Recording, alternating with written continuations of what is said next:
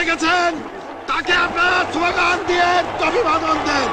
শেখ মুজিবের পথ ধরো, বাংলাদেশ স্বাধীন করো, মুজিব ভাইয়ের পথ ধরো, বাংলাদেশ স্বাধীন করো, পাশের মাঠে তৈরি করো, বাংলাদেশ স্বাধীন করো, বীর বাঙালি অস্ত্র ধরো, বাংলাদেশ স্বাধীন করো।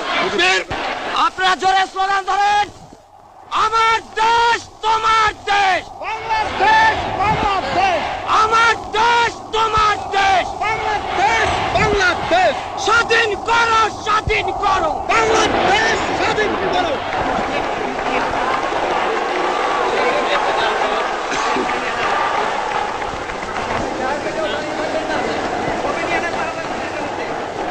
ভাইরা আমার, আজ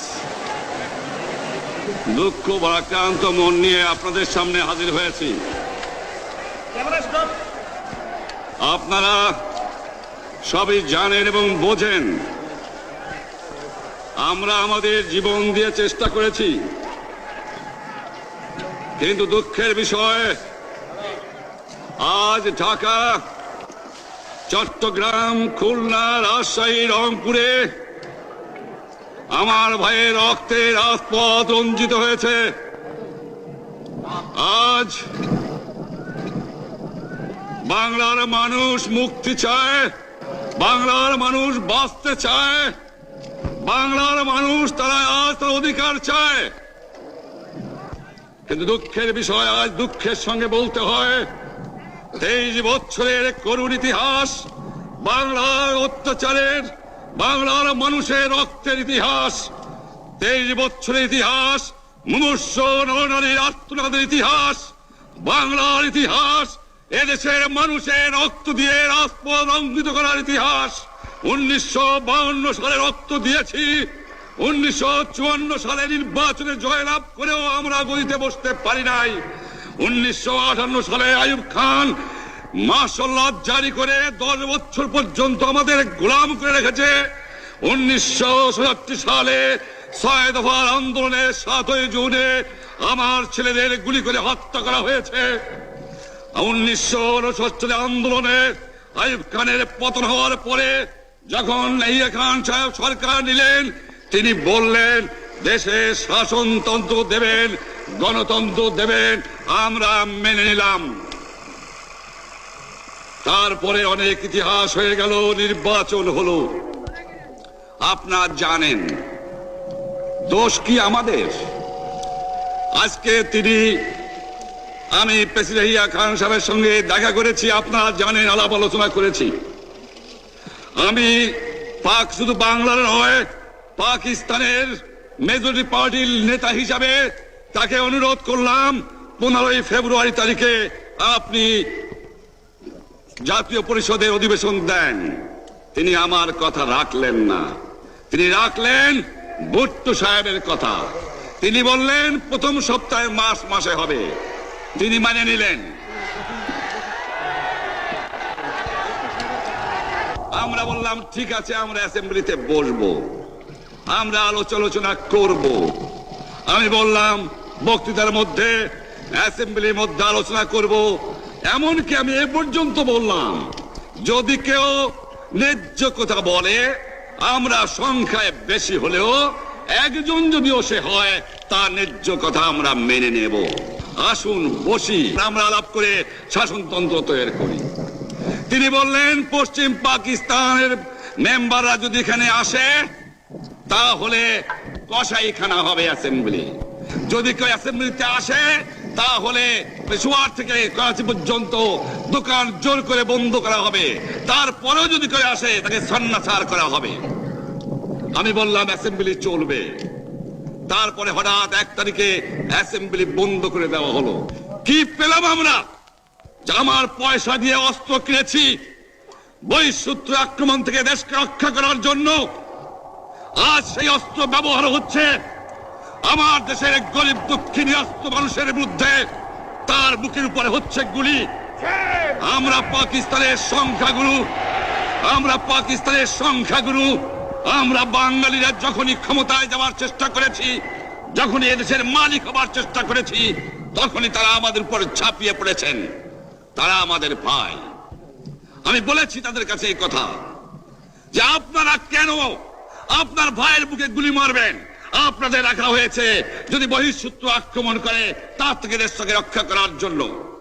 তারপরে উনি বললেন যে আমার নামে বলেছেন, আমি নাকি বলে স্বীকার করেছি যে 10 তারিখে রাউন্ড টেবল কনফারেন্স হবে।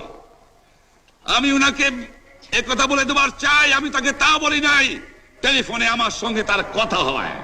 তাকে আমি বলেছিলাম, জনাব ইয়াহিয়া খান সাহেব, আপনি পাকিস্তানের প্রেসিডেন্ট, দেখে যান, ঢাকায় আসেন কিভাবে আমার গরিবের উপরে, আমার বাংলার মানুষের বুকের উপরে গুলি করা হয়েছে, কি করে আমার মায়ের কোল খালি করা হয়েছে, কি করে মানুষকে হত্যা করা হয়েছে।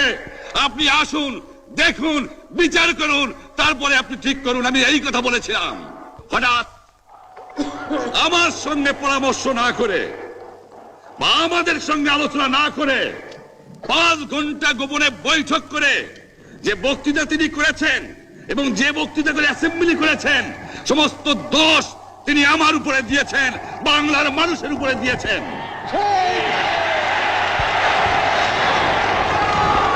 আমি পরিষ্কার মিটিংয়ে বলেছি যে এবারের সংগ্রাম আমার মুক্তির সংগ্রাম, এবারের সংগ্রাম স্বাধীনতার সংগ্রাম।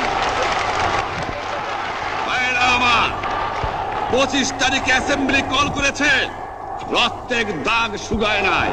আমি 10 তারিখে বলে দিয়েছি যে ওই শহীদের রক্তের উপর দিয়ে পাড়া দিয়ে আরটিসিতে মুজিবুর রহমান যোগদান করতে পারে না। অ্যাসেম্বলি কল করেছেন, আমার দাবি মানতে হবে। প্রথম সামরিক আইন মার্শাল ল উইথড্র করতে হবে, সমস্ত সামরিক বাহিনীর লোকদের ব্যারাকে ফেরত দিতে হবে, যেভাবে হত্যা করা হয়েছে তার তদন্ত করতে হবে, আর জনগণের প্রতিনিধির কাছে ক্ষমতা হস্তান্তর করতে হবে।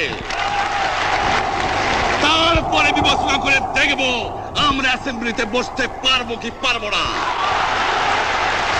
এর পূর্বে অ্যাসেম্বলিতে বসার আমরা অ্যাসেম্বলিতে বসতে আমরা পারি না।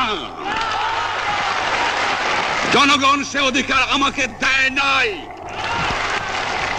ভাইয়েরা আমার, তোমরা আমার উপর বিশ্বাস আছে?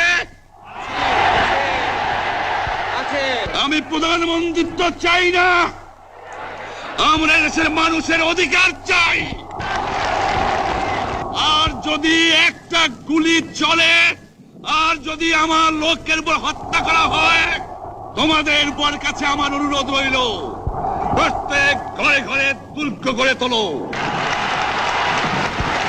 তোমরা আমার ভাই, তোমরা ব্যারাকে থাকো, কেউ তোমাদের কিছু বলবে না, কিন্তু আর আমার বুকের উপর গুলি চালাবার চেষ্টা করো না,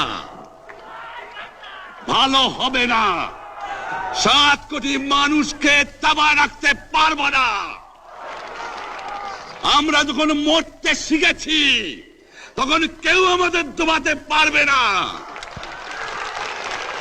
যে পর্যন্ত আমার এই দেশের মুক্তি না হবে, খাজনা ট্যাক্স বন্ধ করে দেওয়া হলো, কেউ দেবে না।